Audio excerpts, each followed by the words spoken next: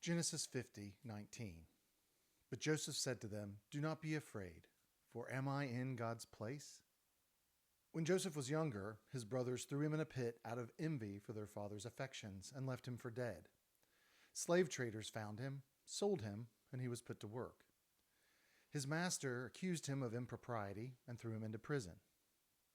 God showed Joseph an accurate long-term geopolitical forecast for Egypt through an interpretation of Pharaoh's dreams, and Joseph was catapulted from convict to second in command to one of the most powerful nations on earth.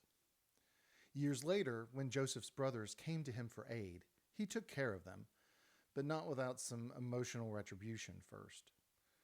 Ultimately, Joseph remembered God, and despite his lofty position, he recognized his place under the Almighty and humbled himself before his brothers.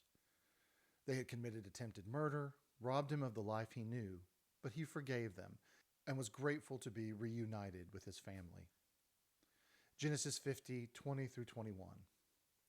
As for you, you meant evil against me, but God meant it for good in order to bring about this present result, to preserve many people alive. So therefore do not be afraid. I will provide for you and your little ones. So he comforted them and spoke kindly to them. God orchestrates terrible circumstances for his purposes. To prevent all evil altogether would eliminate free will, a gift freely given to us all when we were made in the image of God.